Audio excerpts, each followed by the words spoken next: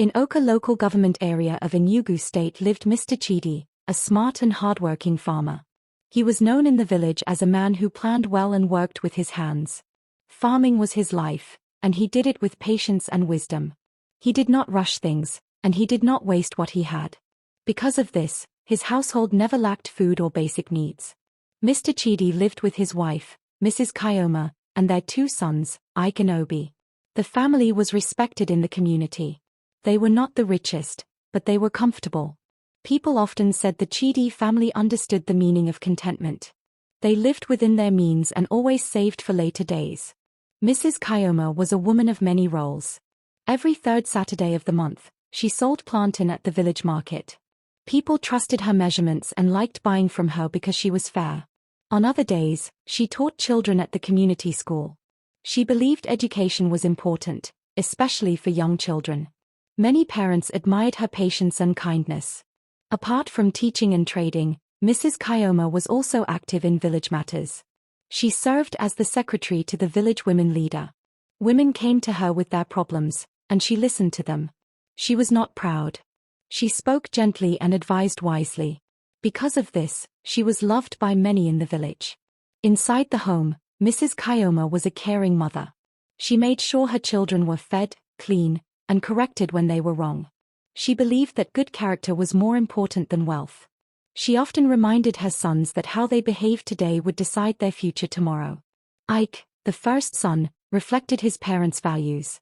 He was calm and obedient. He listened when corrected and tried his best to do what was right. From a young age, Ike helped his father and respected his mother. When food was shared, he waited patiently. If there was little, he accepted it without complaint. Obi, the second son, was different. Even as a small child, his behavior worried his parents. Obi was never satisfied. No matter how much food he was given, he always wanted more. If food was shared equally, Obi would finish his own quickly and then look at his brother's plate. At first, it seemed like childish behavior, and people laughed about it. What started as jokes slowly became a problem. Obi began taking Ike's food without asking.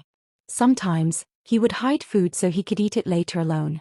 When confronted, he would deny it or become angry. He did not like sharing, and he did not like being corrected. Mrs. Kayoma noticed this early. She spoke to Obi calmly at first. She explained the importance of sharing and thinking of others. She told him that greed brings trouble. When talking did not work, she punished him. Sometimes she denied him his favorite meals. Other times, she made him apologize to his brother. Mr. Chidi also warned Obi. He told him stories of people who lost everything because they could not control their desires.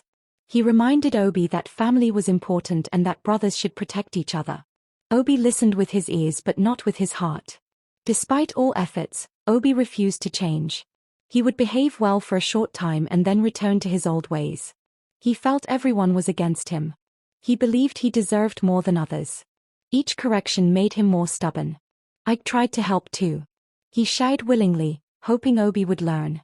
But Obi only took advantage of his kindness. Over time, Ike became quiet, while Obi became bold. Mrs. Kayoma often worried at night.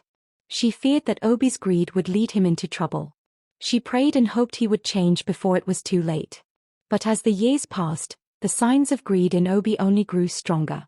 This was the house of Chidi, a home built on discipline and love, yet slowly threatened by one seed that refused to die, greed. 2 years passed after the signs of Obi's greed became clear in the house of Chidi. Life continued in the village, and the family still lived together, but something had already changed. The small habits Obi showed as a child were no longer small. They had grown with him. What his parents once hoped would fade with time had instead taken root. Ike, the first son, had grown into a responsible young man. He listened to his parents, helped his father whenever he could, and respected his mother deeply. He had done well in school, and the time came for him to continue his education. Mr. Chidi and Mrs. Kayoma were proud of him. They believed education was the key to a better future, and Ike had earned that opportunity. Arrangements were made for Ike to go to the city to live with his uncle. The news spread quietly in the house. Mrs. Kayoma felt both joy and sadness. Joy because her son was moving forward, sadness because her first child would be far from her. Mr. Chidi encouraged her, reminding her that this was the right step. When Ike told Obi he was leaving, he expected his brother to feel sad. But Obi did not.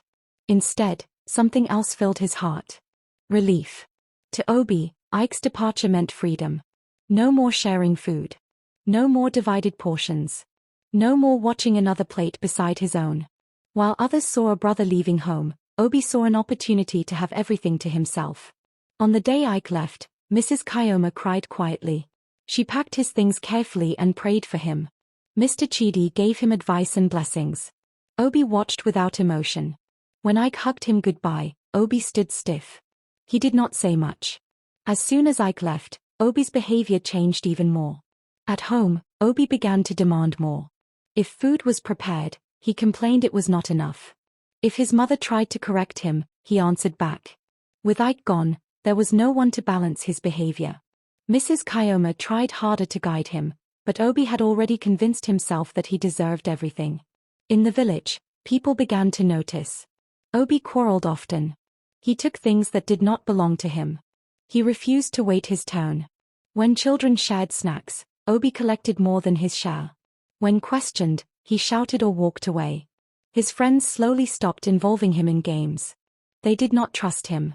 Some parents warned their children to be careful around Obi. What started as whispers soon became open talk. "Don't play with Obi," some children would say. "He is too greedy," others replied.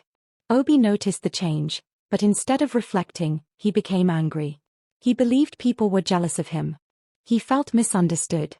Rather than correcting himself, he built a wall around his heart. Mrs. Kayoma watched helplessly. She remembered the many times she warned Obi as a child. She remembered her prayers and tears. Now, she saw those fears becoming real. She tried speaking gently. She tried discipline. She tried patience. But Obi had stopped listening. Mr. Chidi also grew worried. With Ike gone, he had hoped Obi would become more responsible. Instead, the opposite happened. Obi became stubborn and careless. He ignored advice. He no longer respected correction. At night, Mrs. Kayoma sometimes sat quietly, thinking. She wondered where she went wrong. She feared what Obi might become if nothing changed. She still believed he could change, but she could see that time was slipping. Obi, on the other hand, felt powerful in his own way. He liked having things to himself. He enjoyed eating alone. He felt no guilt. What he did not understand was that greed does not only take from others, it slowly takes from the person who carries it. By the time Ike settled into the city, Obi had earned a name in the village. Not a good name. A name that followed him wherever he went. Obi was no longer just a boy with bad habits. His greed had become his identity. After Ike left for the city, Obi's life in the village continued without balance. The warnings of his parents, the distance from his brother, and the growing rejection from his friends all pushed him deeper into himself. Instead of learning from his isolation, Obi became more aggressive. He no longer cared what people said about him. He felt he had nothing to lose. One afternoon, children gathered at the community square after school. It was a common meeting place where young people talked, laughed, and sometimes argued. On this day, the voices grew louder than usual. Shouts replaced laughter. Hands were raised. Two boys were fighting. Among them was Obi. A young girl named Ada, who was passing by, recognized him immediately. She saw how serious the fight was becoming. Without thinking twice, she ran toward the Chidi household. "Ma Kayoma! Ma Kayoma!" she shouted as she arrived, breathing heavily. "Your son is fighting at the square." Mrs. Kayoma did not ask questions. Fear rushed through her. She dropped what she was doing and followed Ada immediately. As they moved quickly toward the square, her heart was heavy. She had warned Obi many times about trouble. Now, it had come. When Mrs. Kayoma reached the square, she saw a crowd of children standing in a circle. At the center were Obi and a smaller boy. Obi's face was filled with anger. The other boy looked frightened but angry too. Mrs. Kayoma pushed through the crowd, calling out Obi's name. "Stop this," she shouted. As she stepped forward to separate them, her foot missed its balance. She fell hard. A sharp pain shot through her leg. Blood began to flow. The fight stopped immediately. Silence covered the square. People rushed toward her. The boys stepped back. Mrs. Kyoma tried to stand but could not. The pain was too much. Ada knelt beside her, holding her arm. When Mrs. Kyoma gathered strength, she asked what had caused the fight. The other boy spoke with shaking hands. He said Obi took his sweet and the money his parents gave him for school. When he asked for it back, Obi refused. The argument turned into a fight. Mrs. Kyoma felt shame cover her heart. The words she had feared were now spoken in public. She turned to Obi, hoping to hear regret or apology. Instead, she saw stubbornness. She questioned him calmly. Why would you fight over sweet? Why take what is not yours? Obi did not answer.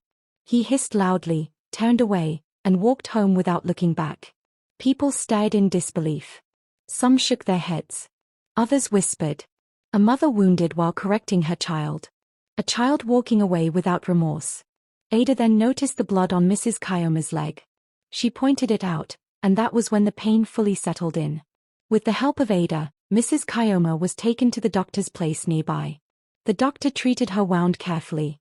After cleaning and bandaging it, he warned her not to walk much for 1 week. He explained that too much movement could make it worse. Mrs. Kyoma sighed. 1 week meant she could not teach. It also meant she would miss the plantain market, which happened every third Saturday. She worried, but her leg mattered more. Ada stayed close and offered help. She promised to assist with selling plantain and checking on her. Mrs. Kyoma thanked her, touched by the kindness of a child when her own son had failed her. As they walked back home slowly, Mrs. Kyoma's heart was heavy. The injury hurt, but the pain inside her was deeper. The fight was not just between two boys. It was the result of many ignored lessons, many warnings that fell on deaf ears. Back at the square, people slowly left. The incident stayed in their minds. It confirmed what many already believed about Obi. His greed had now crossed into open shame. Obi, on his part, did not reflect. He felt anger toward everyone. Toward the boy. Toward his mother. Toward the village. He did not see that this moment was a warning, one that would change everything. That afternoon marked the beginning of a fall. Not just for Mrs. Kyoma's leg, but for Obi's future. The sun had begun to lower when Mr. Chidi returned from the farm that day. His body was tired from work, but his heart was calm. Farming had always been his place of peace. As he entered his compound, he expected to meet the normal quiet of home. What he saw instead stopped him.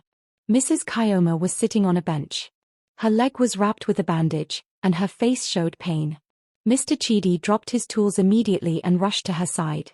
"What happened to you?" he asked, fear rising in his voice. Slowly, Mrs. Kyoma explained everything. She spoke about the fight at the square, the fall, the injury, and Obi's behavior. She did not exaggerate. She did not hide anything. As each word entered Mr. Chidi's ears, his face changed. The calm man was gone. Anger replaced it. He had warned Obi many times. He had spoken calmly. He had corrected gently. Now, his wife was injured because of the same stubborn behavior. Mr. Chidi stood up and called Obi loudly. "Obi, come out now." There was no answer. He called again, louder this time. Obi slowly came out, dragging his feet, with no sign of concern on his face. Mr. Chidi asked him what happened at the square. He expected fear or shame. Instead, Obi answered carelessly. "I did nothing," Obi said. "She fell by herself. Why did she even come to the square?" Those words hit Mr. Chidi like a slap. Not only did Obi refuse to accept blame, he blamed his own mother. The anger that rose in Mr. Chidi's chest was not sudden. It was the anger of years of ignored warnings. It was the anger of a father watching his child walk toward destruction. It was also the pain of seeing his wife suffer because of a child she loved deeply. Mr. Chidi raised his voice. "You have no respect," he said. "Is this how you talk about your mother?" Obi looked away. He said nothing. His silence was louder than words. Mr. Chidi could no longer hold back. He ordered Obi to kneel. He did not strike him in anger. Instead, he made a decision meant to teach discipline. He carried Mrs. Kyoma inside and left Obi outside. Night came slowly. Obi remained outside. At first, he was angry. He believed his father was being unfair. He told himself he was right. But as the night grew darker and quieter, his thoughts began to change. Hunger came. Fear followed. Still, pride kept him from calling out. Inside the house, Mrs. Kayoma pleaded with her husband. She asked him to forgive Obi. She reminded him that Obi was still young. But Mr. Chidi remained firm. He believed that this moment was important. A father's anger, when guided by love, can be painful but necessary. Past midnight, Mr. Chidi called Obi inside. Obi entered quietly, tired and shaken. Mr. Chidi looked at his son and spoke firmly. "You cannot stay in this house anymore," he said. "Tomorrow, you will go to Mr. Sunday's house." At the mention of Mr. Sunday, Obi froze. Everyone knew Mr. Sunday. He was strict. He did not tolerate bad behavior. Obi felt fear for the first time, but he hid it behind anger. He went to his room that night without speaking. Mr. Chidi sat beside his wife and sighed deeply. Sending a child away was not easy. But he believed it was better to correct Obi now than to lose him later. He knew that if Obi stayed, things would only get worse. That night, Mr. Chidi made a hard decision as a father. Not out of hatred, but out of love. And that decision would change Obi's life forever. The morning after the long night, Mr. Chidi wasted no time. His decision from the night before still stood firm. Obi did not argue. The fear of Mr. Sunday's name sat quietly in his heart. He followed his father without words. The journey to Mr. Sunday's house felt longer than usual to Obi. His mind was full. He thought about his mother and the bandage on her leg. He thought about the punishment and the shame. Yet, pride still refused to leave him completely. When they arrived, Mr. Sunday came out to receive them. He was a calm man, but his eyes carried authority. He greeted Mr. Chidi warmly. They spoke like brothers who had not seen each other in years. Mr. Sunday asked after Mrs. Kayoma and listened carefully as Mr. Chidi explained why Obi was brought to him. Mr. Sunday nodded. He did not ask Obi many questions. He simply looked at him and said, "You will stay here for now." That was all. Mr. Chidi left Obi in his uncle's care and walked away without turning back. Obi watched him go, anger and fear mixing inside him. He felt abandoned. He told himself that his father had chosen discipline over love. Inside the house, Obi was shown his room. The clothes he was given were simple, a white shirt and shorts. When he saw them, he frowned. "Why must I wear this?" Obi complained. A calm voice answered from behind him. "It shows cleanliness before God and man." That was how Obi met Kachi. Kachi smiled and introduced himself. He spoke politely and shook Obi's hand. Despite Obi's mood, something about Kachi felt familiar. He was close to Obi's age and carried himself with confidence. Life at Mr. Sunday's house was different from home. There was a routine. Everyone woke up early. Work was shared. Prayers were done together. Food was eaten at set times. At first, Obi struggled. He missed his mother. He missed home. He complained silently and counted the days. But slowly, he began to adjust. Having Kachi around made things easier. They swept together. They ran errands together. Sometimes they shared food. Obi noticed that sharing did not kill him. Still, his heart was not fully changed. He simply adapted. Kachi, on the other hand, talked often.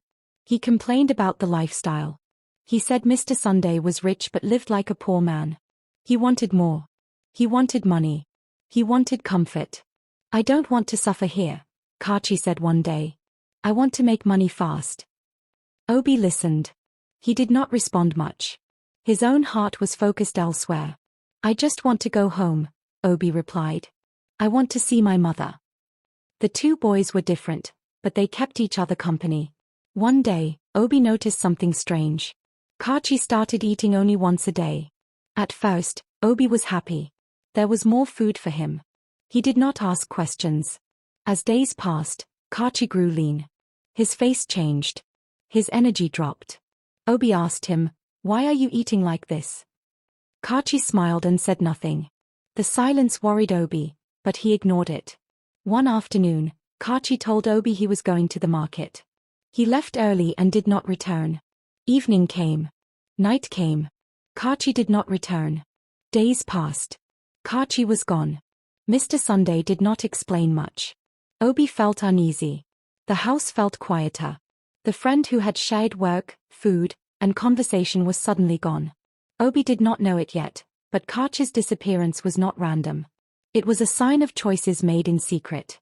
A warning Obi did not fully understand. In Mr. Sunday's house, discipline ruled. But temptation had already entered quietly. Life at Mr. Sunday's house continued after Karchi disappeared, but something felt missing. Obi noticed the silence more than before. There was no one to complain with, no one to whisper to at night, no one to share thoughts with during work. The routine remained the same, but Obi felt alone. Months passed. During that time, Obi changed in small ways. He no longer complained openly. He followed instructions. He worked and prayed as required. But deep inside, his heart was still restless. His thoughts often traveled back to his village. He wondered how his mother's leg was healing. He worried about his father. He missed home more than he would admit. One quiet afternoon, Mr. Sunday called Obi into the sitting room. His voice was calm, but his face was serious. There was a letter on the table. "Sit down," Mr. Sunday said. Obi sat slowly. He noticed the handwriting on the envelope. It was his father's writing. His heart began to beat fast. Letters from home were rare. Mr. Sunday pushed the letter toward him. "Your father sent this," he said. Obi's hands shook as he picked it up. He opened it slowly and began to read. After a few lines, his breathing changed. His eyes widened. His lips trembled. The words were clear. Mrs. Kayoma was dead. Obi dropped the letter. A loud cry escaped his mouth. He stood up suddenly and screamed. His body shook as the pain rushed through him all at once. He could not understand it. Just months ago, she was alive. She was injured, yes, but alive. He ran into his room and locked the door. That night, Obi cried like a child. He did not sleep. He replayed every moment in his mind. The fight. The fall. His mother's blood. His refusal to apologize. His anger. His words. "It's my fault," he whispered again and again. "If I was not greedy, if I listened, she would still be alive." Guilt wrapped itself tightly around his heart. He blamed himself completely. He saw himself as the cause of her death. No one could convince him otherwise. Mr. Sunday did not force his way into the room. He waited. He understood grief. He knew Obi needed time. The next morning, Mr. Sunday sat beside Obi and spoke gently. "Your mother was sick," he said. "Very sick." Obi looked up slowly, his eyes swollen from crying. "After you left, she was diagnosed with a serious illness. Your father and I agreed not to tell you. We did not want you to worry or break down." Obi listened quietly. "She loved you," Mr. Sunday continued. "That is why she corrected you. That is why she prayed for you. She believed you would change." The words hurt more than anger ever could. Obi felt regret settle deep inside him. He realized too late that correction was love. That discipline was care. That his mother's warnings were not punishment, but protection. Arrangements were made for Obi to return home for the burial. As he prepared to leave, Mr. Sunday placed a hand on his shoulder. "Take heart," he said. "Life gives lessons in painful ways. What matters is what you do after." Obi nodded silently. The journey back home felt heavy. Every step brought memories. When he arrived at the village, everything felt different to him. The familiar places felt strange. The people looked older. The laughter he once ignored was gone. At his compound, women were gathered. Some were cooking. Some were crying. They spoke softly among themselves. Obi did not greet anyone. He walked straight inside. He saw his father sitting quietly with others. Mr. Chidi looked thinner. Older. Broken. Obi felt anger rise again, not toward his father, but toward himself. He turned away and went into his room. Dust covered his belongings, but everything remained in place, just as he left it. That night, Obi lay awake, staring into nothing. His mother was gone. The voice that corrected him was silent forever.